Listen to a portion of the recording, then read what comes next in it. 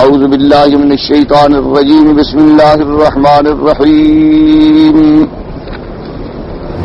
وإذ يرفع إبراهيم القواعد من البيت وإسماعيل ربنا تقبل منا إنك أنت السميع العليم ربنا واجعلنا مسلمين لك ومن ذريتنا أمة مسلمة لك وأرنا مناسكنا وتب علينا إنك أنت التواب الرحيم.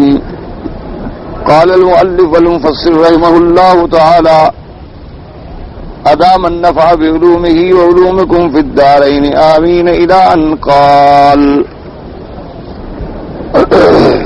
وقال ابن أبي حاتم حدثنا محمد بن عبد الله بن يزيد المقري قال أخبرنا سفيان عن بشر بن عاصم عن سعيد بن المسيب عن كعب الأحبار قال كان البيت غطاة على الماء قبل أن يخلق الله الأرض ب40 عاما ومنه دحية الأرض.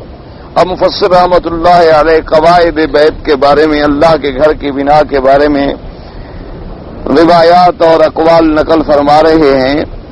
اس روایت میں کعب الاحبار سے یہ آیا ہے کان البیت غصاءۃ علی الماء، کہ اللہ تبارک و تعالی نے جب پانی پیدا فرمایا، یعنی زمین پیدا کرنے سے بھی 40 سال پہلے، تو یہ پانی کے اوپر ایسے تھا جیسے ایک جھاگ ہوتی ہے، تو اسی طرح اس جگہ پر یہ تھا، اور اسی سے پھر زمین کو پھیلایا گیا اور بچھایا گیا.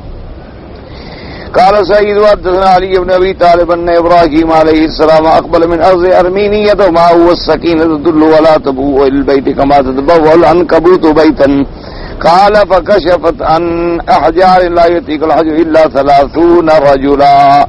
وقلت يا ابا محمد صلى الله عليه وسلم ان الله يقول إذ يرفع ابراهيم القواعد من البيت واسماعيل قال كان ذلك بعد.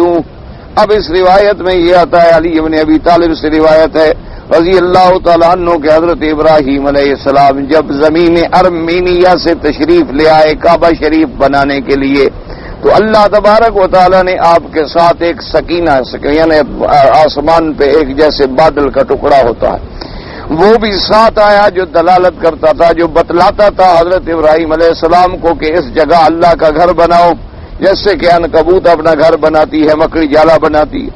کہتی ہیں فکشفت عن احجار، اور اس کے بعد جب آپ نے اس جگہ کو کھولا تو وہاں ایسے ایسے بڑے بڑے پتھر بھی پائے گئے کہ لا یطیق الحجر الا 30 رجلا، 30 آدمی جو ہیں اٹھاتے تھے اس پتھر کو.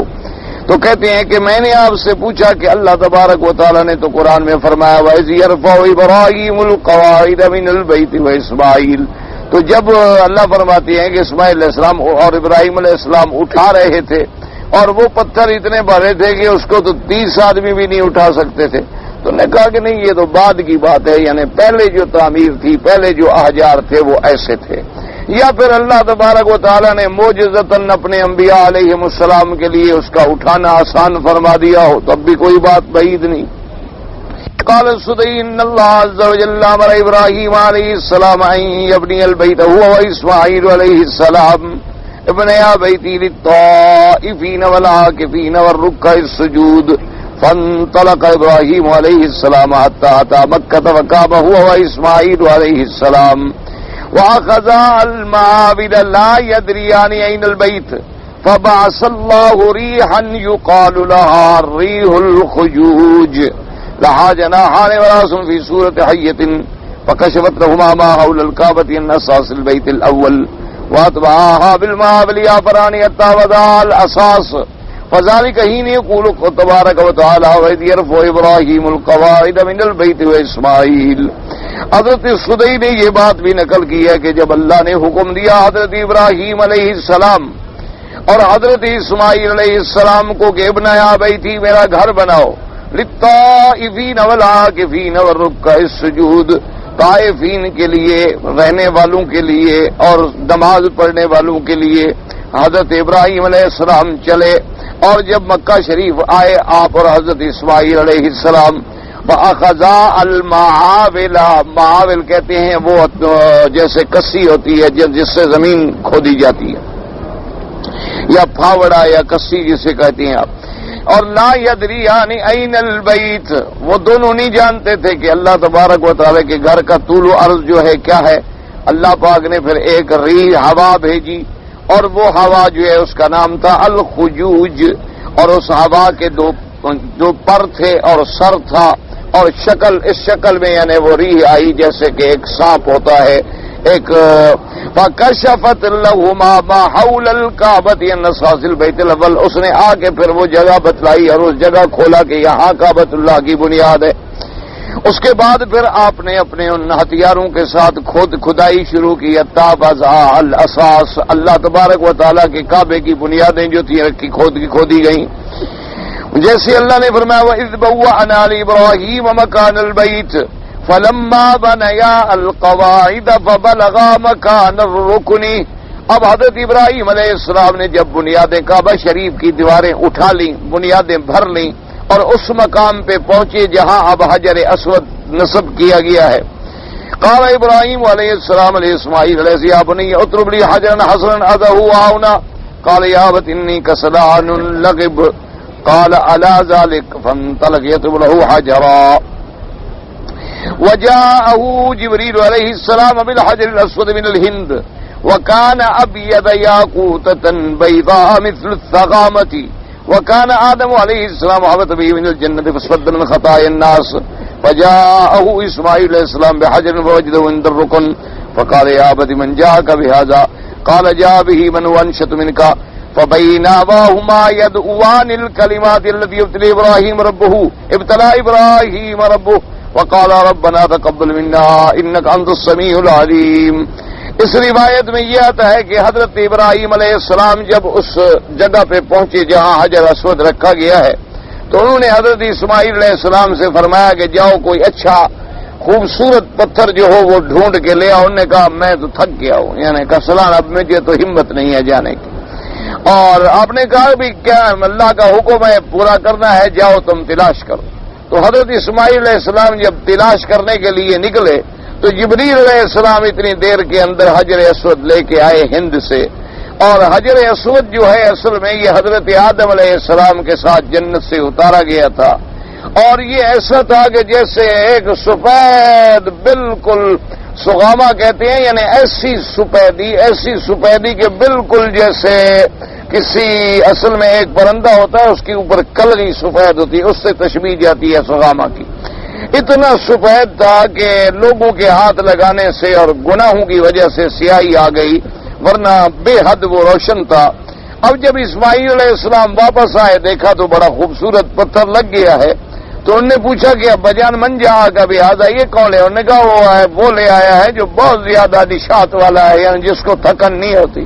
تم تو تھک گئے تھے نا ڈھونڈنے سے، لیکن ایسا آدمی لایا ہے جو نشیط ہے اور اس کو تھکن بھی نہیں ہوتی، اور وہ لے کے آئے ہیں اور اس لیے میں نے رکھا. اور دونوں پھر یہ دعا مانگ رہے تھے ربنا تقبل منا انك انت السميع العليم. وفي هذا السياق ما يدل على ان قواعد البيت كانت مبنية قبل ابراهيم عليه السلام. اب مفسر فرماتا ہے کہ ان روایات کو اگر سامنے رکھا جائے تو یہ بات سمجھ آتی ہے کہ ابراہیم علیہ السلام سے پہلے بھی کعبے کی بنیاد موجود تھی، بنیادیں موجود تھی، کھولی گئی تو نیچے سے پتھر نکلے. تو اگر بنیاد نہ ہوتی تو پتھر نکلنے کا کوئی سوال پیدا نہیں ہوتا. وَإِنَّمَا هَدَى إِبْرَاهِيمُ عَلَيْهِ السَّلَامُ إِلَيْهَا، ابراہیم علیہ السلام کو وہ جگہ بتلائی گئی، آپ نے اس کو کھودا، آپ نے پھر اس کے اوپر جو ہے تعمیر فرمائی. وَقَدْ ذَهَبَ إِلَى هَذَا ذَاهِبُونَ، بہت سارے لوگوں نے اس قول کو بھی لیا ہے. كما قال الإمام عبد الرزاق قال أخبرنا معمر بن أيوب عن سعيد بن جبير بن عباس رضي الله تعالى عنه وإذ يرفع إبراهيم القواعد من البيت وإسماعيل قال القواعد والتي كانت قواعد البيت قبل ذلك. ابراہیم علیہ السلام نے بھی بنیاد وہیں رکھی جہاں پہلے سے اللہ کے کعبے کی بنیاد تھی. وقال عبد الرزاق إذن أخبرنا الشام بن سوار الخطن عن عطاء ابن أبي رباح قال لما هبط الله آدم من الجنة كانت رجلاه في الأرض ورأسه في السماء يسمع كلام أهل السماء ودعاهم يأنس إليهم فہابت الملائکۃ حتی شکت الی اللہ فی دعائها وفی صلاتها فخفضه اللہ تعالی الی الارض فلما فقد ما كان يسمع منهم استوحش حتى شكا ذلك الى الله في دعائه وفي صلاته ووجه الى مكة وكان موضع قدميه قرية وخطه مفازة حتى انتهى الى مكة وانزل الله ياقوتة من ياقوت الجنة وكانت على موضع البيت الآن فلم يزل يطوف به حتى انزل الله والطوفان ورفعت تلك الياقوتة. اب اس روایت میں یہ آتا ہے کہ جب حضرت آدم علیہ السلام کو آسمانوں سے اتارا گیا تو حضرت آدم علیہ السلام کو اللہ نے اتنی طول عطا فرما دیا کہ آپ کا سر آسمانوں میں تھا اور پاؤں زمین میں تھے. تو آپ ملائکہ کی دعائیں سنتے اور ملائکہ کی تسبیح سنتے اور ملائکہ کا ذکر سنتے تو آپ کو ایک تسلی اور اطمینان رہتا. لیکن ملائکہ پر ایک قسم کی ہیبت اور خوف طاری ہوا. انہوں نے اللہ تبارک و تعالیٰ سے دعا مانگی کہ ہمارے اس خوف کو زائل کیا جائے. تو پھر اللہ نے آدم علیہ السلام کو نیچے کر دیا, یعنی اپنے قد پہ کر دیا. اب وہ آسمانوں کا ذکر نہیں سن سکتے. تو اب حضرت آدم علیہ السلام اداس ہو گئے کہ دنیا میں اکیلے ہیں اور کسی سے بات نہیں ہے. تو انہوں نے پھر اللہ سے دعائیں کی کہ یا اللہ میں تو اب اکیلا ہوں. پہلے تو میں ملائکہ کی تسبیح سنتا تھا, ذکر سنتا تھا, اب میں کس کے بات کروں, کس کا ذکر سنوں. تو اللہ نے حکم دیا کہ میرے گھر کی طرف آؤ اور وہاں آ کے میرا گھر بناؤ. اور اللہ تبارک و تعالیٰ نے آدم علیہ السلام کو چلنے کی ایسی ہمت عطا فرمائی تھی کہ ایک پاؤں اگر بستی میں ہوتا تو دوسرا جنگل میں پہنچ جاتا. یعنی اتنی لمبے اللہ تبارک و تعالیٰ نے آپ کو خطوات جو تھے وہ عطا فرمائے تھے. تو اسی طرح چلتے چلتے چلتے آپ پہنچے حتی انتہا الی مکہ. تو آپ مکہ مکرمہ کے اندر تشریف لے آئے اور اللہ تبارک و تعالیٰ نے جنت سے ایک یاقوت بھی اتارا جو اس گھر میں رکھا گیا. اور اس گھر کا پھر حضرت آدم علیہ السلام سے لے کر طواف ہوتا رہا حتیٰ کہ طوفان نوح علیہ السلام جب آیا تو پھر یہ گھر بھی بہہ گیا اور اس میں حجر اسود بھی بہہ گیا اور وہاں پھر ایک ٹیلا جو ہے وہ بن گیا. تو ایک مقام یعنی اللہ تبارک و تعالیٰ کے گھر پہ ایسا بھی گزرا ہے. حتیٰ بعث اللہ ابراہیم علیہ السلام.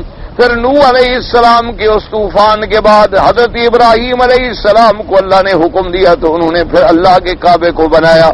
وبنا ذلك قول الله تبارك وتعالى وإذ بوأنا لإبراهيم مكان البيت قال عبد الرزاق قال أخبرنا ابن جريج قال آدم عليه السلام إني لا أسمع أصوات الملائكة قال بخطيئتك ولكن أهبط إلى الأرض فابن لي بيتا ثم احفظ به كما رأيت الملائكة تحفظ ببيتي الذي في السماء ويزعم الناس أنه بناه من 5 أجبل. حضرت آدم علیہ السلام نے عرض کیا کہ یا اللہ میں ملائکہ کے ذکر نہیں سنتا, ملائکہ کی باتیں بھی نہیں سنتا. اللہ نے فرمایا تو پھر یہ تمہاری اپنی خطیہ کی وجہ سے ہے کہ پہلے تم جنت میں رہتے تھے اور ملائکہ قرب بھی حاصل تھا, تم اپنی خطیہ کی وجہ سے اترے ہو. اب ہم تمہیں حکم دیتی ہیں کہ اس زمین میں جاؤ اور وہاں جا کر میرا گھر بناؤ اور پھر میرے گھر کو اسی طرح آباد کرو جیسے آسمانوں میں کعبے کو اللہ کے ملائکہ نے آباد کیا ہوا ہے کہ ہر وقت اللہ کے ملائکہ بیت المعمور کا طواف کرتے ہیں. حضرت ابراہیم علیہ السلام آئے اور مفسر فرماتا ہے کہ بعض لوگوں نے یہ بھی گمان کیا کہ اس میں انہوں نے 5 پہاڑوں کے پتھر استعمال کیے کہ چونکہ یہ اللہ کا گھر ہے اور وہ پہاڑ بھی عزت والے تھے, شرف والے تھے. 5 پہاڑوں میں سے یعنی ایک تو جبل ہرا اور طور زیتا, طور سینا اور جودی, اور اس کا اصل جو ہے وہ ہرا سے تھا. وکانا ہادا بناؤ آدم عطا بناؤ ابراہیم علیہ السلام بعد وہذا صحیح الی عطا, یعنی حضرت عطا تک تو یہ سند ملتی ہے. ولکن فی بعضہ نکارۃ واللہ اعلم, لیکن بعض چیزوں کے اندر جو ہے منکرات بھی پائے جاتے ہیں, یعنی ایسی چیزیں پائی جاتی ہیں جو قابل اعتماد اور قابل حجت نہیں. ورنہ نکارہ کا معنی یہ نہیں ہوتا نعوذ باللہ جیسے معروف کے مطابق منکر, معنی یہ ہوتا ہے کہ ایسی چیزیں جس میں بعض چیزیں جو ہیں وہ صحیح روایات کے ساتھ مطابقت نہیں رکھتی, عجیب لگتی ہیں. وقال عبد الرزاق اخبرنا معمر قال قال وضع الله البيت وآدم, کہ اللہ نے اپنا گھر جو ہے آدم علیہ السلام کے ساتھ اتارا. اهبط الله آدم الى الارض, اللہ پاک نے جب آدم علیہ السلام کو زمین پہ بھیجا. وکان مهبطه بارض الهند, اور سب سے پہلے جب آپ کو اتارا گیا تو سرزمین ہند میں اتارا گیا. وکان راسو فی السماء ورجلاه فی الارض، آپ کا سر مبارک آسمانوں میں تھا اور پاؤں جو تھے وہ زمین میں تھے. وکانت ملائکۃ تحابہ فتنکس الی 60 ذراعا، پھر اللہ تبارک و تعالی نے ملائکہ نے جب خوف اور ہیبت محسوس کی تو آدم علیہ السلام کے قد کو کم کر دیا، تو پھر آدم علیہ السلام کا قد جو ہے وہ 60 ہاتھ کے برابر رہا. فحزن آدم علیہ السلام فقد اصوات الملائکۃ وتسبیحهم، اس کے بعد آدم علیہ السلام بڑے غمگین ہو گئے کہ جب ملائکہ کی تسبیح اور ملائکہ کی آوازیں سننے سے بھی محروم ہو گئے. فشکا ذلک الی اللہ عز وجل فقال اللہ یا آدم انی قد عبدت لک نبیا تطوف به کما یطاف حول عرشی، کہ جاؤ میرے اس گھر کے باہر عبادت کرو. وتصلی عنده کما یصلی عند عرشی، جیسے میرے عرش کے پاس نماز ہوتی ہے وہاں بھی نماز پڑھی جائے. فانطلق الیہ آدم فخرج وبدله في خطوه فكان بين كل خطوتين مفادا فلم تدل تلك المفاد بعد ذلك فطاع آدم البيت وطاف بهم بعده من الانبياء عليهم الصلاة والتسليم. اللہ تبارک و تعالی نے آپ کے قدم جو تھے ان میں برکت عطا فرمائی. گویا ایک قدم جو بھرتے تھے تو پورا یعنی جیسے اتنا بڑا جنگل کا علاقہ طے ہو جائے، یعنی اتنا دور جو ہے آپ کا قدم پڑتا تھا.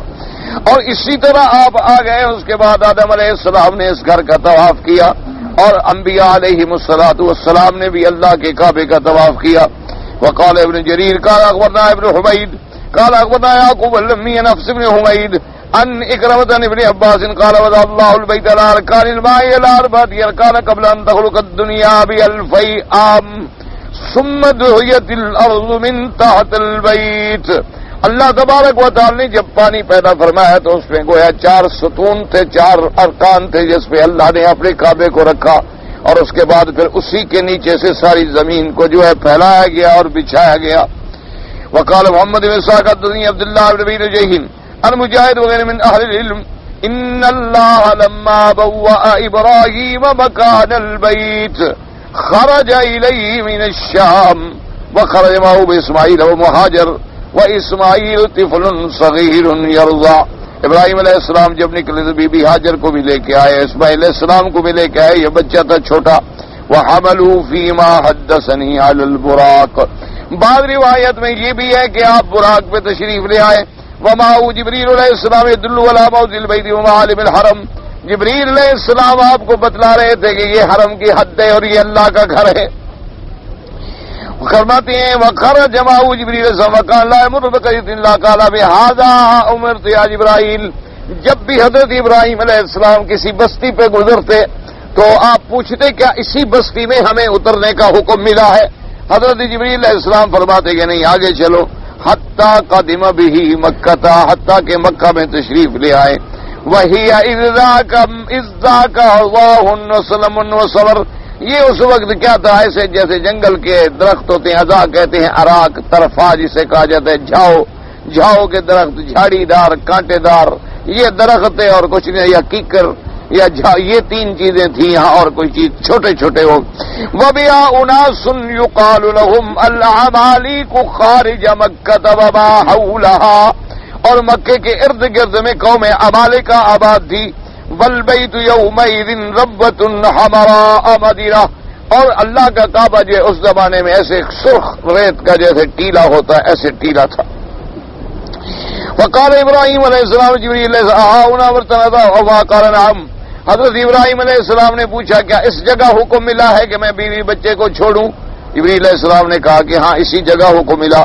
فعمد بهما الى بعد الحجر فانزلهما فيه وامر حاجر ام اسماعیل ان تتخذ فيه عريشا، انہوں نے کہا کہ یہاں ہم کوئی چھپر بنا لیں تاکہ سایہ ملے. فقال ربنا انی اسکنت من ذریتی بواد غیر ذی زرع عند بیتک المحرم، کہ پروردگار عالم میں نے ٹھہرایا اپنی بعض اولاد کو ایک ایسے مقام پر، ایک ایسی وادی میں جس میں کوئی آبادی نہیں، اور جو تیرے حرمت والے عزت والے گھر کے پاس ہے. اور اس کے بعد فرماتی ہیں یہ دعا کی الی قولہ تعالی لعلہم یشکرون. وقال عبد الرزاق اخبرنا هشام بن حسان قال اخبرني حمید عن مجاہد قال خلق الله موضع هذا البيت قبل ان يخلق شيئا ب1000 سنة وارکانه في الارض السابعة. اللہ تبارک و تعالی نے اس گھر کو پیدا فرمایا حتیٰ کہ ابھی آسمان و زمین بھی پیدا نہیں کیے تھے کہ 2000 سال پہلے اللہ نے اس گھر کو بنایا، اور اس کی بنیادیں جو ہیں وہ 7 زمینوں تک تھیں۔ وَكَمَا قَالَ لَيْسٌ بِالسَّمِ جَادَ الْقَوَاعِدُ فِي الْأَرْضِ السَّابِعَةِ وَقَالَ نَبِيُّ آدَمَ ابْنَ أَبِي قَالَ بْنَ عَبْدِ الرَّافِعِ قَالَ بْنَ عَبْدِ الْوَهَّابِ وَعَبْدِ الْمُؤْمِنِ خَادِمٍ عَلِيَّا أَبٍ أَحْمَرٍ إِنَّ ذَا الْقَرْنَيْنِ قَدِمَ مَكَّةَ وَوَجَدَ إِبْرَاهِيمَ وَإِسْمَاعِيلَ يَبْنِيَانِ قَوَائِدَ الْبَيْتِ مِنْ 5 أَجْبُلٍ وَقَالَ مَا لَكُمَا وَلِأَرْضِنَا وقال نحن عبدان مأموران أمرنا ببناء هذه الكعبة قال فهاتا بالبينة على ما تدعيان فقامت 5 أكبش وقلنا نحن نشهد أن إبراهيم وإسماعيل عبدان مأموران أمرا ببناء هذه الكعبة فقال قد رضيت وسلمت ثم مضى۔ اب اس روایت میں یہ بھی آتا ہے کہ ذوالقرنین جو ہے وہ جب مکے میں آیا بادشاہ تو اس نے دیکھا کہ حضرت ابراہیم علیہ السلام اور حضرت اسماعیل علیہ السلام 5 پہاڑوں کے مختلف پتھر لے کر اللہ کا کعبہ بنا رہے ہیں۔ تو اس نے پوچھا کہ بھی تم کون لوگ ہو؟ تم تو اجنبی معلوم ہوتے ہو، اس ہماری زمین میں یہاں کیسے آ گئے؟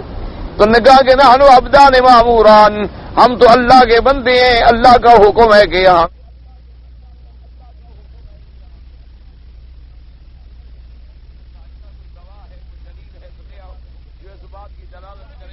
تمہیں اللہ نے حکم دیا ہے۔ تو وہاں 5 کبش جو ہیں دمبے یعنی اتفاق سے موجود تھے، تو ان سب نے گواہی دی، حیوانات نے۔ انہوں نے کہا کہ ہم گواہی دیتے ہیں کہ یہ اللہ کے بندے ہیں، اللہ تبارک و تعالیٰ نے انہیں حکم دیا ہے کہ اللہ تبارک و تعالیٰ کا فرمان ہے کہ میرا گھر بنایا جائے۔ تو بادشاہ نے کہا کہ ٹھیک ہے، قد رضیت وسلم، تو میں نے مان لیا، ٹھیک بات تم کہتے ہو، تم بڑھاؤ۔ ثم مضى، وہ چلا گیا۔ وذکر ازرقی فی تاریخ مکہ، تاریخ مکہ ازرقی کی ایک بہت مشہور کتاب ہے کہ ان ذوالقرنین طاف مع ابراہیم علیہ السلام بالبیت وہذا يدل على تقدم زمانہ واللہ اعلم۔ ازرقی نے اپنی تاریخ کے اندر یہ بھی لکھا ہے کہ اس ذوالقرنین بادشاہ نے حضرت ابراہیم علیہ السلام کے ساتھ مل کے اس گھر کا طواف بھی کیا۔ تو مفسر رحمۃ اللہ علیہ فرماتے ہیں یعنی اگر یہ روایات تاریخی صحیح ہیں تو پھر یہ معلوم ہوتا ہے کہ ذوالقرنین یعنی آپ سے پہلے تھا، آپ بعد میں آئے، لیکن پھر زمانہ اکٹھا ہوا۔ وقال البخاری رحمہ اللہ تبارک و تعالی قوله تعالی وَإِذْ يَرْفَعُ إِبْرَاهِيمُ الْقَوَاعِدَ مِنَ الْبَيْتِ وَإِسْمَاعِيلُ۔ حضرت امام بخاری رحمۃ اللہ علیہ نے فرمایا اس آیت مبارک پر کہ وَإِذْ يَرْفَعُ إِبْرَاهِيمُ الْقَوَاعِدَ مِنَ الْبَيْتِ، قواعد کا معنی القواعد اساسہ، قواعد کہتے ہیں اساس، بنیاد، جیسے سب سے پہلے آدمی بنیاد رکھتا ہے پھر عمارت اٹھاتا ہے۔ واحدها قاعدہ والقواعد من النساء واحدتها قاعدہ، جیسے قرآن میں آتا ہے والقواعد من النساء، یعنی وہ عورتیں جو بوڑھی ہو گئیں، جو بیٹھ گئیں، تو اس قواعد کی مفرد بھی قاعدہ آتا ہے۔ حدثنا اسماعیل قال حدثني مالك عن ابن شهاب عن سالم بن عبد الله عن عبد الله بن محمد بن بكر قال اخبر عبد الله بن عمر عن عائشة رضي الله تعالى عنها زوج النبي صلى الله عليه وسلم ان رسول الله صلى الله عليه وسلم قال الم ترى ان قومك حين بنوا البيت اقتصروا على قواعد ابراهيم عليه السلام فقلت يا رسول الله صلى الله عليه وسلم لا ترد على قواعد ابراهيم قال لولا اذان قومك بالكفر فقال عبد الله بن ان كانت عائشة سمعت صاحب رسول الله رسول الله ترك اسلام ركنين اللذين يليان الحجر الا ان البيت لم يتم على قواعد ابراهيم عليه السلام۔ اب مفسر رحمۃ اللہ علیہ فرماتے ہیں کہ حضور پاک نے فرمایا کہ الم ترى ان قومك، حضور پاک نے بی بی عائشہ صدیقہ رضی اللہ تعالی عنہا سے فرمایا کہ دیکھا تیری قوم نے کعبۃ اللہ کو چھوٹا کر دیا، بنا ابراہیم پہ نہیں رکھا، یعنی ابراہیم علیہ السلام نے تو پورے کعبے کی جہاں تک جگہ تھی اسی پر بنایا، لیکن قریش مکہ نے جس دیوار میں اب میزاب رحمت ہے، پردالہ مبارک ہے، تو یہ دیوار جو تھی اندر کر دی، اور تقریباً 6 ہاتھ، یعنی اگر ہاتھ سے پیمائش کی جائے تو 6 ہاتھ یا 7 ہاتھ جو ہیں یہ دراصل کعبے کے اندر کا حصہ ہے جو اب حتیم کے اندر باہر نکلا ہوا ہے۔ تو حضور نے فرمایا کہ انہوں نے اس بنا ابراہیم پہ قائم نہیں رہے، تو بی بی عائشہ کا مقصد یہ تھا کہ حضور پھر آپ بنا ابراہیم پہ کعبہ بنا دیں، تو آپ نے فرمایا کہ چونکہ تیری قوم جو ہے وہ نئی نئی ابھی اسلام میں آ رہی ہے، اور اگر میں نے کعبۃ اللہ کو توڑ کے رد و بدل کیا تو کہیں پھر ان کے لیے فتنہ اور امتحان نہ بن جائے، کہیں گے دیکھو جی اللہ کے نبی نے تو کعبہ توڑ دیا اور کعبہ توڑ دیا اور کعبہ توڑ دیا۔ اسی لیے علماء کرام نے بھی یہ لکھا ہے اور فقہاء عظام نے بھی یہ لکھا ہے کہ بعض اوقات ایک مسئلہ تو صحیح ہے لیکن بیان کرنے میں کسی بہت بڑے فتنے کا خطرہ ہے تو آدمی بیان نہ کرے، آدمی چپ کر جائے اور آہستہ آہستہ پھر لوگوں کو سمجھانے کی کوشش کرے، تاکہ ایسا نہ ہو کہ ایک مسئلہ سمجھاتے سمجھاتے وہاں فتنہ ہو جائے اور نعوذ باللہ اس سے بھی بڑا فساد ہو جائے۔ اس لیے علماء کرام نے فرمایا کہ اللہ کے پاک پیغمبر نے خاتم الانبیاء علیہم الصلاۃ والتسلیم نے بھی یعنی اس وقت حالات کی رعایت کرتے ہوئے کعبۃ اللہ کی تعمیر نہ فرمائی۔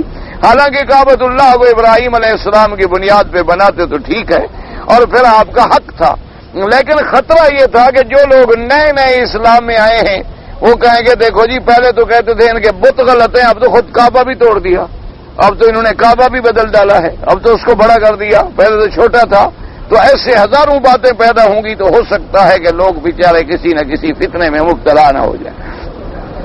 اسی لیے جیسے فقہاء نے لکھا ہے کہ مثلا عید کی نماز ہے، اب لاکھوں آدمیوں کا اجتماع ہے، اب تو چلو سپیکر بھی ہیں، آواز بھی پہنچ جاتی ہے، پہلے زمانے میں کہاں تھے سپیکر؟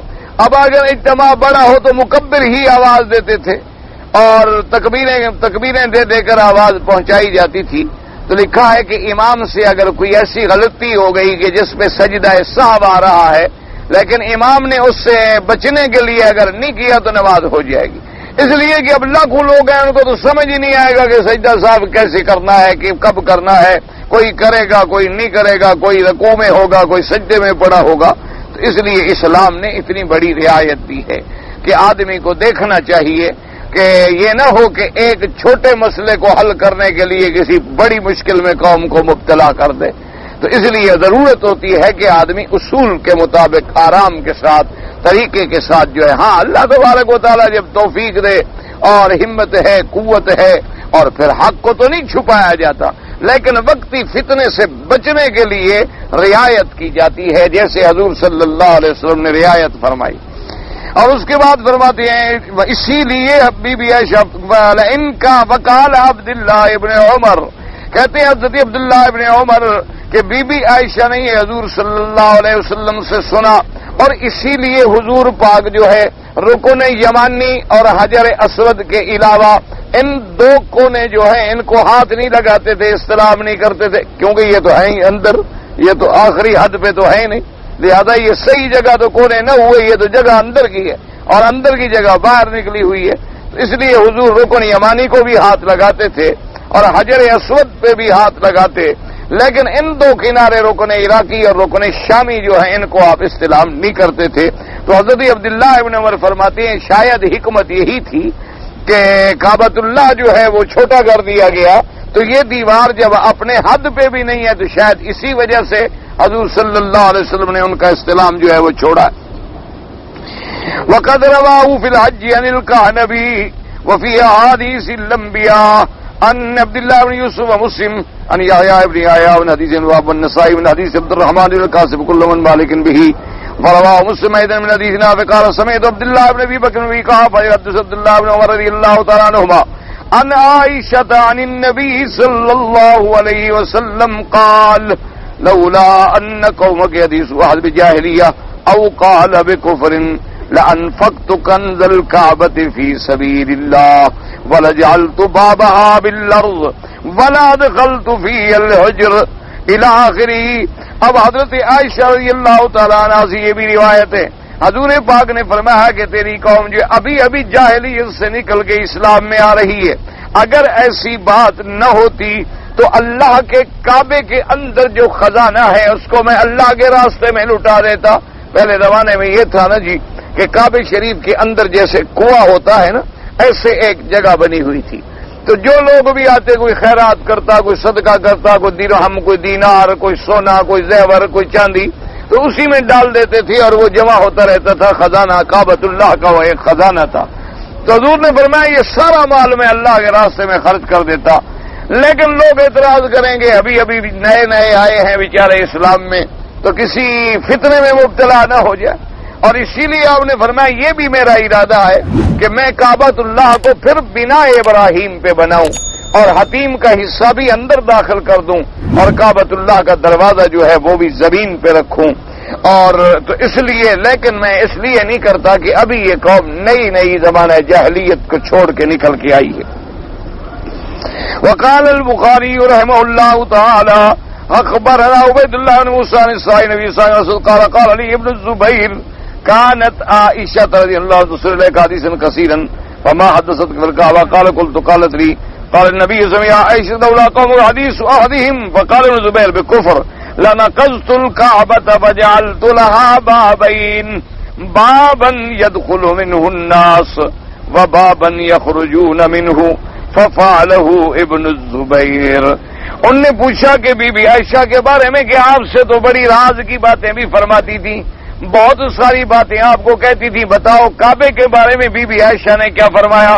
انہوں نے کہا کعبے کے بارے میں بی بی عائشہ نے فرمایا کہ حضور پاک کا یہ ارادہ مبارک تھا کہ اس کے 2 دروازے رکھے جائیں، دروازہ بھی زمین پہ ہو اور اس کے سامنے ادھر بھی دروازہ ہو تاکہ لوگ ادھر سے داخل ہوں اور دوسرے دروازے سے آسانی کے ساتھ نکل جائیں، اور 2 دروازے لگائے، ایک ادھر سے داخل ہونے کے لیے، ایک ادھر سے نکلنے کے لیے۔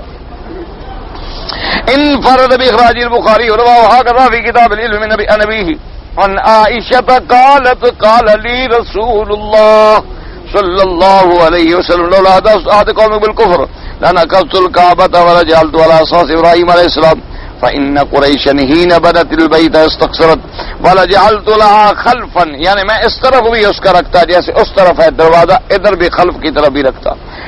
قال وحدثنا ابو بکر بن ابی شیبۃ وابو قریب قال اخبرنا ابن نمیر عن هشام بن اسحاق الفضلی مسلم قال حدثني محمد بن عاصم قال حدثني محمد بن مهدي قال اخبرنا سليم بن حيان عن سعيد يعني بن مينا قال سمعت عبد الله بن الزبير يقول حدثتنی خالتی، فرماتے تھے مجھے میری ماسی نے، خالہ نے، یعنی عائشہ رضی اللہ تعالیٰ عنہ، قالت قال النبي صلى الله عليه وسلم يا عائشة لولا قومك حديث واحد بشرك لهدمت الكعبة فألزقتها بالأرض ولجعلت لها بابا شرقيا وبابا غربيا وزدت فيها 6 أذرع من الحجر فإن قريشا اقتصرتها حيث بنت الكعبة انفرد به أيضا۔ اس میں بھی یہ آیا قضا تفصیل آ گئی کہ حضور پاک نے فرمایا کہ اگر شرک سے یہ قوم جلدی جلدی کی نکلی ہوئی نہ ہوتی تو میں کعبۃ اللہ کو توڑ کے پھر اس کے دروازے بھی زمین پہ رکھتا اور 2 دروازے رکھتا، شرقی بھی اور غربی بھی، اور 6 ہاتھ جو ہیں یہ حتیم کی طرف سے بھی میں کعبے کے اندر داخل کرتا۔ ویسے یاد رکھیں 2 روایتیں ملتی ہیں، ایک روایت مبارک میں 6 ہاتھ اور ایک روایت مبارک میں 7 ہاتھ ہیں، لیکن محدثین نے فرمایا یہ دونوں روایتیں ٹھیک ہیں۔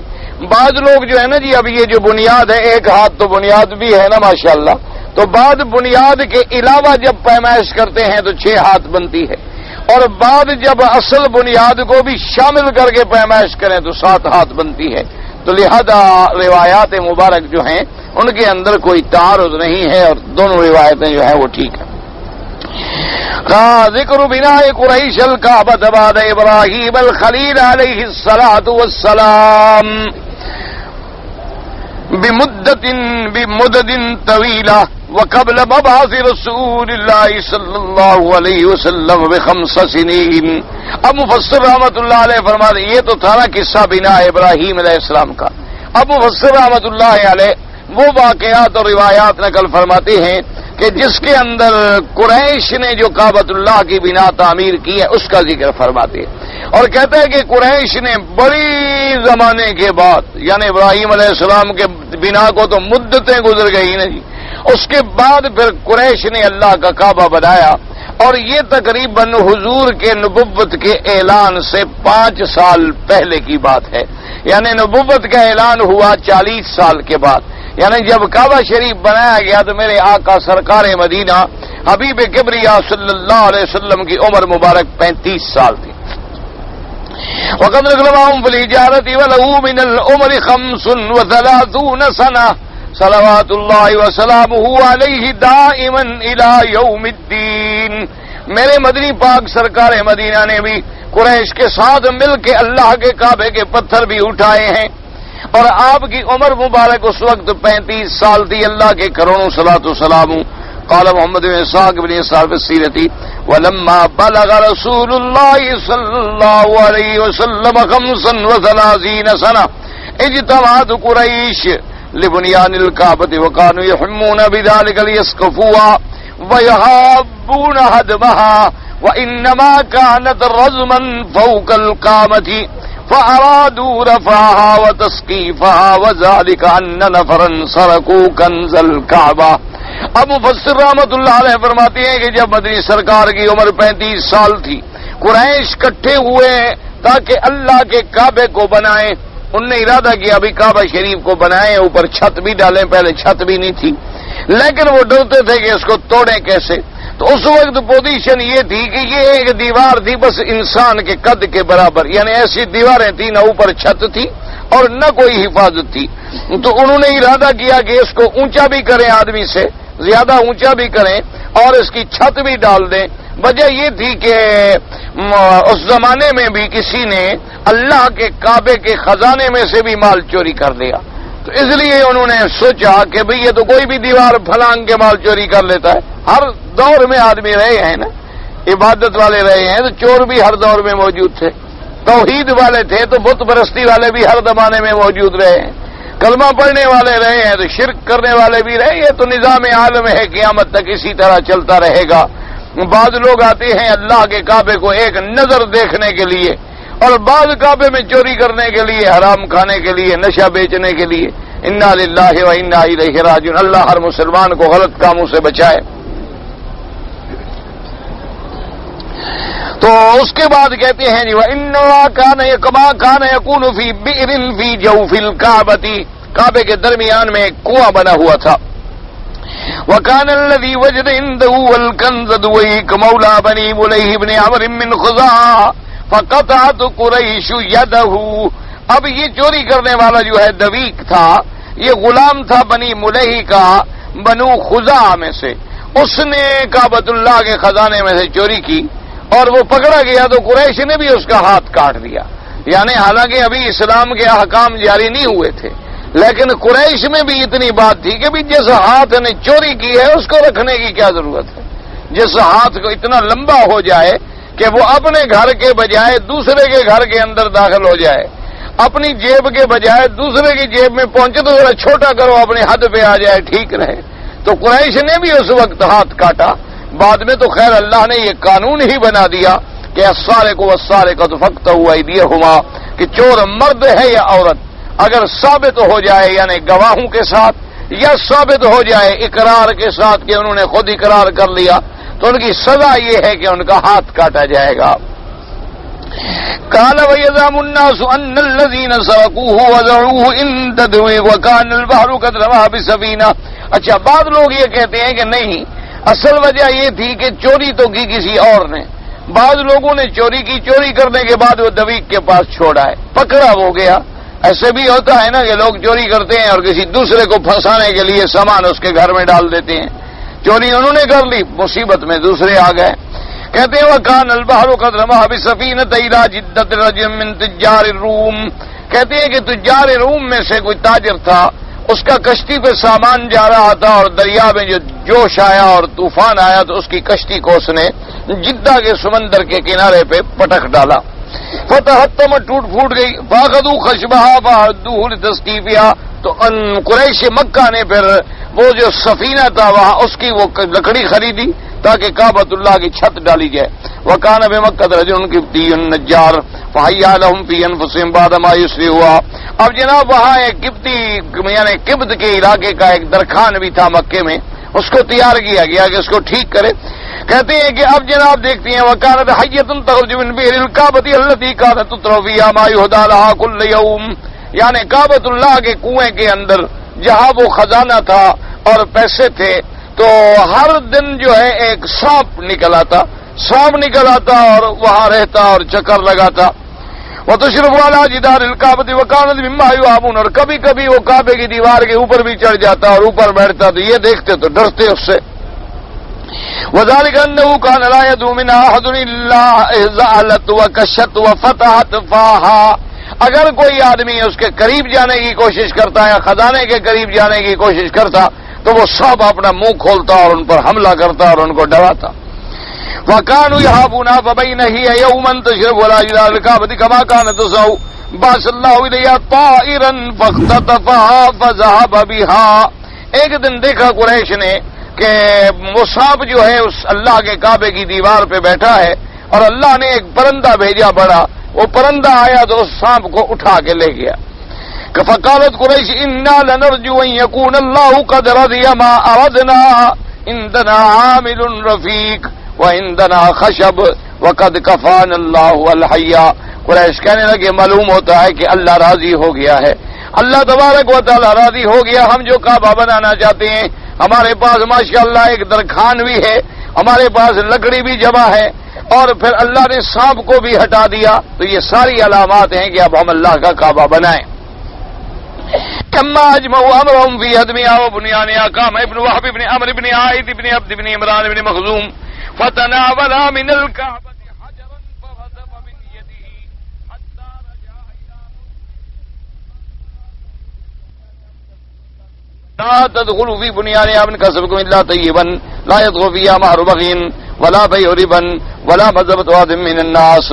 کہتے ہیں کہ جب انہوں نے تیاری کر لی کہ اب کعبۃ اللہ کی دیوار کو گرائیں اور بنان کو گرانے کے بعد بنائیں، تو وہب ابن عمرو ابن عائز بنی مخزوم کا ایک آدمی تھا، اس نے کعبہ شریف کا ایک پتھر جو اٹھایا تو پتھر اس کے ہاتھ سے نکل کر وہیں جا کے پھر لگ گیا جہاں سے اٹھایا تھا.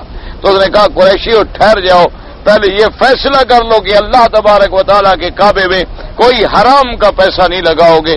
اللہ کے گھر بنانا ہے تو پھر خالص حلال کا پیسہ لگاؤ، نہ تو اس میں سود کا پیسہ لگاؤ ربا کا، اور نہ اس میں مارا بغین کے عورتوں سے پیشہ کرا کے بعد لوگ کھاتے تھے نعوذ باللہ، نہ وہ پیسہ لگاؤ اس میں، اور نہ ظلم کا پیسہ لگاؤ. خالص طیب حلال مال جمع کرو ورنہ کعبہ نہیں بنا سکتے تم. تو انہوں نے کہا کہ اچھا ٹھیک ہے، یہ بات جائز ہے، ہم اس میں حلال پیسہ جو ہے لگائیں اور لوگوں سے ظلم سے چھینا ہوا پیسہ بھی نہ لگائیں. قال ابن عباس الناس ينتهرون هذا الكلام للوليد بن المغيرة بن عبد الله بن المخزوم قال ثم إن قريشا تجزأت الكعبة وكان شق الباب لبني عبد مناف وزهرة وكان ما بين الركن الأسود والركن اليماني لبني مخزوم وقبائل من قريش ضموا إليهم وكان زهر الكعبة لبني جمح وصام وكان شق الحجر لبني عبد الدار بن قصي ولبني اسد بن عبد العزى بن قصي ولبني عدي بن كعب بن لؤي وهو الحتيم. اب مفسر رحمت اللہ علیہ فرماتے ہیں کہ جب کعبۃ اللہ کے بنانے کے لیے قریش جمع ہوئے تو انہوں نے کہا کہ بھائی دیکھو سارے قبائل جو ہے نا کعبہ کو تقسیم کرو تاکہ ہم سب اس کے اندر شریک ہو جائیں. تو اب جو دروازے والی جانب ہے یہ تو بنی عبد مناف اور زہرہ کے حصے میں آئی، یہاں دروازے یعنی اس طرف، یہ پوری طرح بھی ان دو قبائل نے بنانی ہے. رکن اسود یعنی حجر اسود سے لے کر رکن یمانی تک جو ہے بنی مخزوم اور قریش کے دیگر قبائل جو تھے یہ ملے کہ یہ دیوار جو ہے تم نے بنانی ہے. اور اس کے بعد کہتے ہیں کہ ظہر الکعبہ جو ہو گیا یعنی یہ دیوار اس طرف والی دیوار جو ہے یہ چونکہ وہ دروازہ ہے نا تو یہ پشت ہے، تو یہ ظہر الکعبہ کی دیوار جو ہے بنی جموح اور سہم بنی سہم جو ہیں یہ ان کے حصے میں آئی. وکان شق الحجر یہ جو حتیم والی دیوار ہے تو اس میں بنی عبد الدار ابن قصی، بنی اسد ابن عبد العزى ابن قصی، بنی عدی ابن کعب ابن لؤی، یہ قبائل جو تھے ان کے حصے میں یہ حتیم کی طرف آئی. ثم ان الناس هابوا هدمها وفرقوا منه. اب لوگ ڈرے کہ اللہ کے کعبے کو پہلے گرائیں کیسے، یعنی اندازہ کریں کافر بھی ڈرتے تھے، حالانکہ نیت کعبہ بنانے کی ہے، نیت جو ہے وہ اللہ کے گھر بنانے کی ہے کہ بھئی اللہ کا گھر بنائیں، اور بنائیں گے بیچارے کیسے، پہلے توڑیں گے تو بنائیں گے نا، لیکن پھر بھی ادب کے مارے اتنا ڈر تھا کہ خدا کے کعبے کو ہم کیسے توڑیں. اگر آج مسلمان اللہ کے کعبے کا احترام نہ کرے، اللہ تبارک و تعالیٰ کے حرم کا احترام نہ کرے، اللہ تبارک و تعالیٰ کے مساجد کا احترام نہ کرے، اللہ تبارک و تعالیٰ کے گھروں کی عظمت کا خیال نہ کرے تو پھر اس سے بڑی بدبختی اور بدقسمتی اور کیا ہو سکتی۔ پھر بھی وہ ڈر رہے تھے کہ اب اللہ کے کعبے کی دیواروں کو ہم گرائیں تو بھی کیسے گرائیں۔ قال الولید بن المغیرہ انا ابدؤکم فی ادمیہ فاخذ المئور ثم قام علیہ وهو یقول اللهم لم ترى اللهم انا لا نريد الا الخير۔ ولید بن المغیرہ کہنے لگا بھی دیکھو میں ابتدا کرتا ہوں۔ بعض روایات میں آتا ہے جیسے ازرقی نے اور تاریخ مکہ والوں نے لکھا ہے کہ ولید بن المغیرہ نے کہا دیکھو میں بوڑھا ہو گیا ہوں، میری عمر کافی ہو گئی ہے، تو میں ابتدا کرتا ہوں، تم نوجوان نہ کرو، تاکہ اگر کوئی عذاب آ گیا تو میں بوڑھا تو جاؤں، تم نوجوان تو نہ مبتلا ہو جاؤ۔ تو اس لیے ولید بن المغیرہ نے کہا، لیکن جب وہ توڑنے کے لیے کھڑا ہوا تو اس نے کہا اللہ ہمیں ڈرانا نہیں، اللہم انا لا نرید الا الخیر، یا اللہ ہم بھلائی کا کام کرنا چاہتے ہیں، تو جانتا ہے کہ ہم تو تیرا گھر بنانا چاہتے ہیں، ورنہ ہماری کوئی توہین کا ارادہ تو نہیں ہے۔ ثم حدم من ناحیۃ الرکنین وتربص الناس تلک اللیلہ، جانب حجر اسود کی طرف سے توڑا، انہوں نے کہا اچھا اب رات انتظار کرو۔ وقالوا ننظر فإن أصيب لم نهدم منا شيئا ورددناها كما كانت، انہوں نے کہا کہ اگر رات اس کو کوئی عذاب آ گیا تو پھر تو ہم کعبہ نہیں توڑیں گے، اور جتنا توڑا ہے اس کو بھی پھر بنا دیں گے، اور اگر نہ آیا تو پھر بنائیں گے۔ وإن لم يصب شيئا فقد رضي الله ما صنعنا، اور اگر ولید کو کچھ نہ ہوا تو پھر ہم یہ سمجھیں گے کہ اللہ ہمارے بنانے پہ راضی ہے۔ فاصبح الولید من لیلتی غادیا علی عملی وهدم الناس معه، اب دوسرے دن جو ہے ولید پھر تیار ہو کے آ گیا کام کرنے کے لیے، تو لوگوں نے دیکھ لیا کہ بھئی کچھ نہیں ہوا، کوئی عذاب نہیں آیا، کوئی مصیبت نہیں آئی، تو اب لوگ بھی مل گئے کہ چلو بھی ہم بھی توڑتے ہیں اور بناتے ہیں۔ حتی اذا انتهى الهدم بہم الی الاساس، اساس ابراہیم علیہ السلام، توڑتے توڑتے توڑتے اس بنیاد پہ جا پہنچے جو بنیاد سیدنا ابراہیم الخلیل علیہ الصلوۃ والسلام نے رکھی۔ ابذوا الی حجارۃ خضر کالاسنۃ یاخذ بعضها بعضا، تو وہاں پہنچے جب دیکھا تو سبز رنگ کے پتھر ہیں، ایسے جیسے ایک دوسرے کو پکڑا ہوا ہو، ایک دوسرے کو پکڑا ہوا کوہان کی طرح ہے، اور ایک سبز رنگ سبزی کی طرف مائل ہیں۔ اس کے بعد جناب فرماتی ہیں قال وحدثني بعض من الحديث ان رجلا من قريش ممن كان يهدمها ادخل عطلة بين حجرين من عالي قلاب عيد نهدما فلما تحرك الحجر انتفضت مكة بأثرها فانتهوا عن ذلك الاساس۔ اب یہ بھی کہتا ہے کہ بعض لوگوں نے روایت کی کہ ایک آدمی نے دو پتھروں کے درمیان میں لوہے کا جو بڑا تھا اس کے پاس، جس کو کہتے ہیں کہ عطلا، آپ کہتے ہیں بڑا لوہا ہوتا ہے نا آگے بنا ہوا، ایسے توڑا، جب اس نے اس کو توڑا ایک پتھروں کو علیحدہ کرنے کے لیے، تو کہتے ہیں کہ پورا مکہ ہل گیا، تو لوگ ڈر گئے، انہوں نے پھر چھوڑ دیا کہ بھئی ابھی اس میں اور کچھ نہ کرو، تو انہوں نے اس کو اس اساس پہ اس کے بعد اسی جگہ سے روک دیا، اس کے بعد نیچے جانے کی کوشش نہیں کی، یعنی اسی اساس کو قائم رکھا گیا تاکہ اساس جو ہے وہی رہے اور بنیاد جو ہے وہی رہے اور اس کے آگے تجاوز نہ کیا جائے۔ قال ابن اسحاق ثم ان القبائل من قریش جمعت لإيجاد بنایا كل قبيلة تجمع على حدة ثم بنوا حتى بلغ البنيان موضع الركن عن الحجر الأسود فاقتسموا فيه كل قبيلة تريد أن ترفع إلى موضعه دون الأخرى حتى تحاوروا وتخالفوا وأعدوا للقتال۔ اب مفسر رحمۃ اللہ علیہ فرماتی ہیں کہ قریش کے قبائل نے سب نے علیحدہ علیحدہ پتھر اکٹھے کیے، سب علیحدہ اکٹھے کرتے رہے اور بنا بناتے رہے۔ جب حجر اسود کے مقام پہ آ گئے تو اب حجر اسود کے لگانے کے اندر اختلاف ہو گیا، وہ قبیلہ کہے کہ میں لگاؤں گا تاکہ قیامت تک میرا نام تاریخ میں زندہ رہے، وہ قبیلہ کہے کہ میں لگاؤں گا، وہ قبیلہ کہے کہ میں لگاؤں گا، تو اس میں جھگڑا ہو گیا، حتیٰ کہ نتیجہ یہ نکلا کہ انہوں نے کہا ٹھیک ہے اب قتال کرتے ہیں، لڑائی کرتے ہیں، جو جیت جائے گا پھر وہی بنائے گا۔ فقربت بنو عبد الدار جفنة مملوءة دما ثم تعاقدوهم وبنو عدي بن كعب بن لؤي على الموت۔ بنی عبد الدار جو تھے انہوں نے ایک بڑا تھال خون کا بھر کے اور اس کے بعد جناب بنو عدی ابن کعب ابن لؤی کو بلایا کہ آؤ اس میں ہاتھ ڈالو خون کے اندر اور وعدہ کرو کہ ہم مر جائیں گے لیکن لڑیں گے، ہم عبادت کریں گے. اور قریش پھر سردار لوگ تھے، سرداروں کی لڑائیاں تو پھر ایسے ہی ہوتی ہیں نا جی. اب ایک بات پہ بنا رہے ہیں، بس اڑ گئے تو اڑ گئے، چل رہے ہیں تو چل رہے ہیں، اور کہیں رک گئے تو رک گئے. بڑی قبائل جو ہیں اسی طرح آج بھی اللہ رحمت کرے جو بڑے بڑے مارشل قومیں ہیں ان کے یہی عالم، چھوٹی چھوٹی باتوں پہ جھگڑے ہوں گے اور خون کی ندیاں بہہ جائیں گی، سینکڑوں آدمی مر جائیں گے، بستیوں کی بستیاں اجڑ جائیں گی. یہ وہی جاہلیت ہے جیسے پرانے زمانے میں جاہلیت تھی. تو اب جناب انہوں نے قسمیں کھا لی اور خون میں ہاتھ ڈالے. وَأَدْخَلُوا أَيْدِيَهُمْ فِي ذَلِكَ الدَّمِّ فِي تِلْكَ الْجَفْنَةِ فَسَمُّوا لَعْقَةَ الدَّمِّ فَمَكَثَتْ قُرَيْشُ عَلَى ذَلِكَ 4 لَيَالٍ أَوْ 5 5 راتیں یا 4 راتوں تک تو یہ جھگڑا چلتا رہا. ثم إنهم اجتمعوا في المسجد فتشاوروا وتناسبوا فزعم بعض أهل الرواية أن أبا أمية بن المغيرة بن عبد الله بن أبي المخزوم وكان آمئذ أسن قريش كلهم وقال يا معشر قريش. اب 5 راتوں کے بعد پھر مسجد الحرام میں اکٹھے ہوئے، پھر اس کے بعد مشورہ کیا. تو اس وقت ان کا عمر میں بڑا جو ہے ابا امیۃ بن المغیرہ تھا. تو اس نے کہا کہ اے جماعت قریش، اجعلوا بینکم فیما تختلفون فیہ اول من يدخل من باب هذا المسجد يقضي بینکم فیہ. اور نے کہا دیکھو لڑو نہیں، تم یہاں بیٹھ جاؤ، اس دروازے سے جو آدمی داخل ہو سب سے پہلے اس کو تم اپنا حکم بنا لو، جو فیصلہ کر لے قبول کر لو. انہوں نے کہا ٹھیک ہے. فكان اول داخل رسول الله صلى الله عليه وسلم فلما رأوه قالوا هذا الامين رضينا هذا محمد. انہوں نے کہا کہ اچھا یہ راضی ہیں. تو سب سے پہلے جو داخل ہوئے تو حضرت محمد مصطفیٰ صلی اللہ علیہ وسلم. جب حضور کو دیکھا کفار قریش نے کہا او ماشاء اللہ هذا الامین، یہ تو امانت والا ہے، اس کے فیصلے پہ ہم سب راضی ہیں، یہ تو محمد مصطفیٰ ہے، ان کا فیصلہ کون نہ مانے. حضور صلی اللہ علیہ وسلم کو فیصل بنا لیا.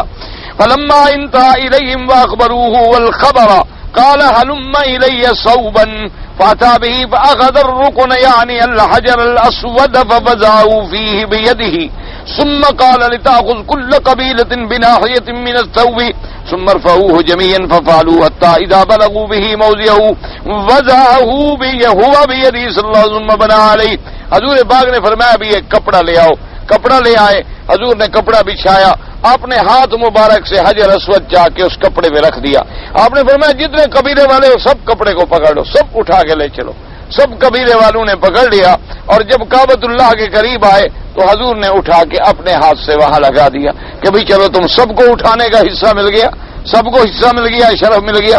وکانت قریش تسمى رسول قبل ان ينزل عليه الوحي الامین فلما فرغوا من البنيان وبنوا على ما ارادوا قال الزبير بن عبد المطلب فيما كان من امر الحية الذي كانت قريش تحب بنيان الكعبة لها. کیونکہ قریش والے جو تھے حضور پاک صلی اللہ علیہ وسلم کو وحی اترنے سے پہلے، یعنی جب تک آپ نے نبوت کا اعلان نہیں فرمایا تھا تو سب آپ کو امین امین امین امین کہتے تھے. جب حضور پاک نے توحید کی دعوت دی تو پھر دشمنی شروع ہوئی. اس کے بعد پھر اس پر زبیر ابن عبد المطلب نے ایک قصیدہ بھی لکھا کہ وہ جو سانپ کا قصہ آیا کعبۃ اللہ کا، اور انشاءاللہ زندگی باقی تو پڑھیں گے واللہ عالم. میں نے 3 دن جو ہے صبح کے وقت پتھر مارے ہیں، تو بہرحال اگر اللہ نے توفیق دی ہو تو ایک بکری دے دو، اسی میں زیادہ بہتری ہے.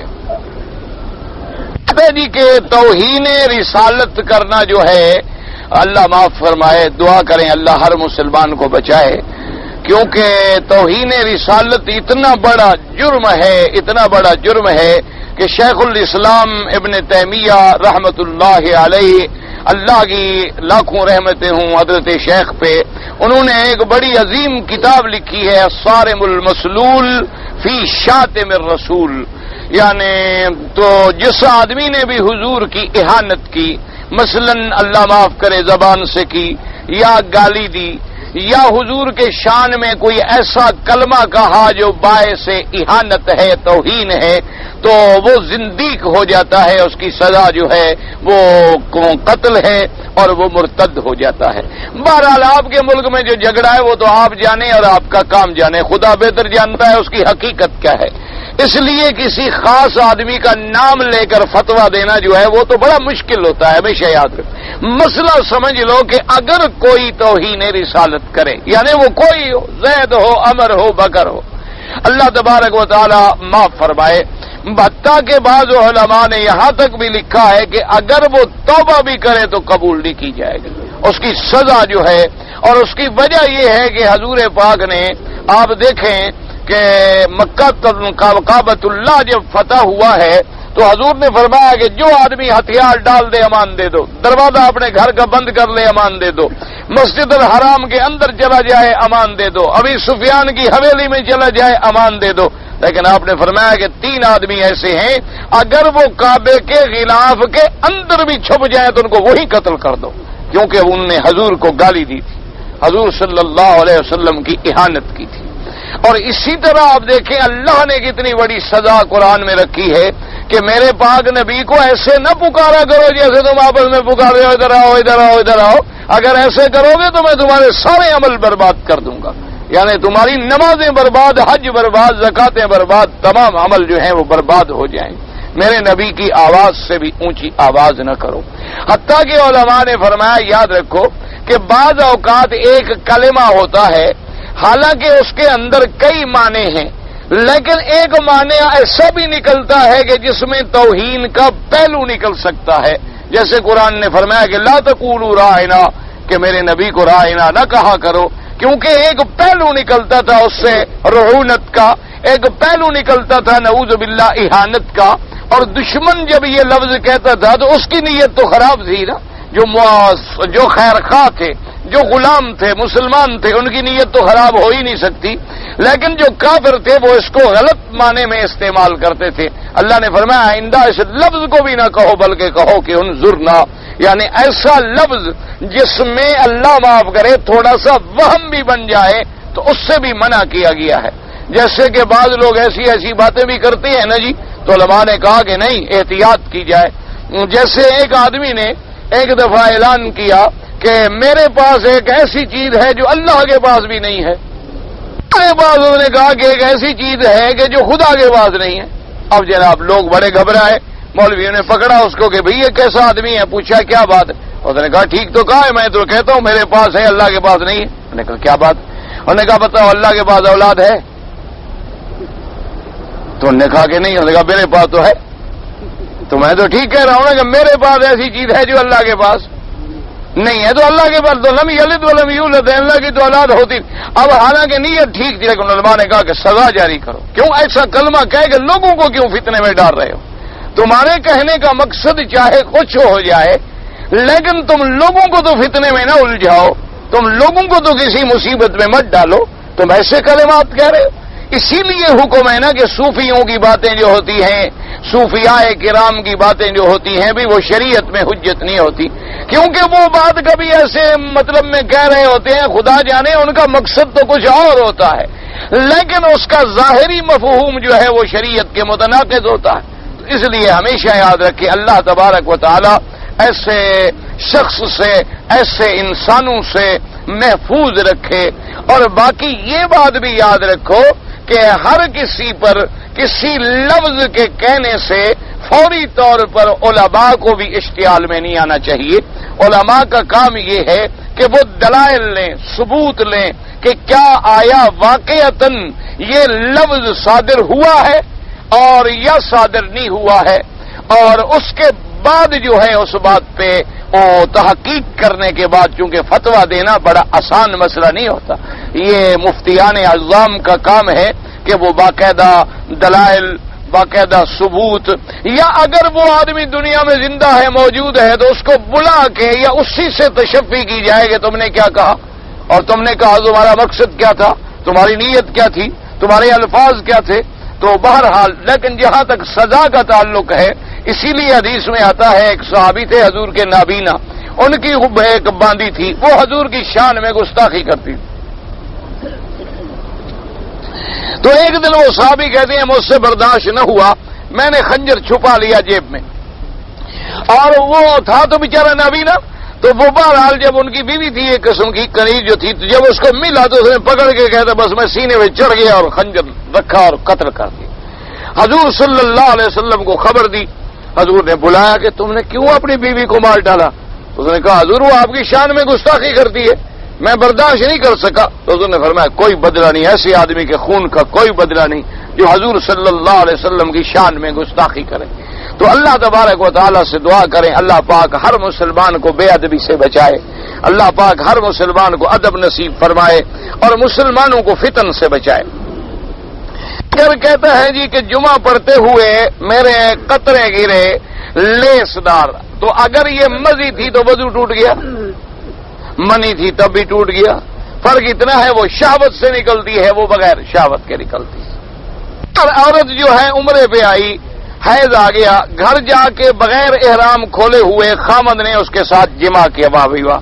تو مقصد یہ ہے کہ دو جرم ہوئے، ایک تو خامد نے حیض کی حالت میں جمع کیا جو قرآن کے خلاف ہے اور حرام ہے، وہ بھی توبہ کرے اور آئندہ ایسی حرکت نہ کرے، اللہ سے معافی مانگے.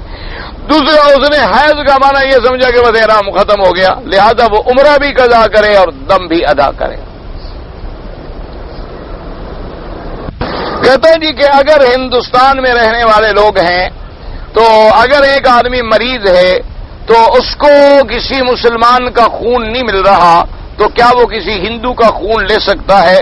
اگر جان بچانا ضروری ہے اور کوئی مسلمان خون ملنے کا ذریعہ نہیں رہا تو لے سکتا ہے. حجر اسود ابھی سارا تو سن رہے ہو. اگر احرام پہلے کھول دیا پھر یاد آیا باہر کپڑے احرام والے اتار دیے پھر اس نے سر منڈا لیا تو خیر بچ گیا الحمدللہ. اگر ایک آدمی نے حج کا احرام باندھا پھر اس کو کفیل نے منع کر دیا اور وہ حج پہ نہیں گیا، احرام کھول دیا. اگر صرف چادریں باندھی تھیں تو پھر تو کچھ نہیں ہوتا. اگر اس نے واقعی 2 رکعت پڑھ لی، لبیک پڑھ لی، نیت کر لی اور پھر اس کو روکا گیا تو اس پر ایک دم ہے، ایک بکری ہے، دم احسار. اسی کا نام تو احسار ہے نا کہ کوئی روکنے والا روک دے. تو اب بہرحال وہ رک گیا تو ایک بکری دم دے اور اس کے بعد اللہ توفیق دے تو بعد میں حج بھی کرے اگر حج نہیں کیا ہوا، ورنہ عمرہ کر لے. یہ طلاق کے مسئلے جو ہیں مفتی سے حاصل کریں. طلاق کے مسائل میں بڑی احتیاط ہوتی ہے، اس لیے یہاں الحمدللہ ہر جگہ دارالافتاء موجود ہے، وہاں جا کر اپنا مسئلہ حل کریں. بھیک مانگنا تندرست آدمی کے لیے حرام ہے. جو مزدوری کر سکتا ہے، روٹی کما سکتا ہے، حدیث میں آتا ہے خموشن خدوشن فی وجہہ یوم القیامہ، قیامت کے دن میدان حشر میں جب اللہ اس کو اٹھائیں گے تو اس کے چہرے کا خون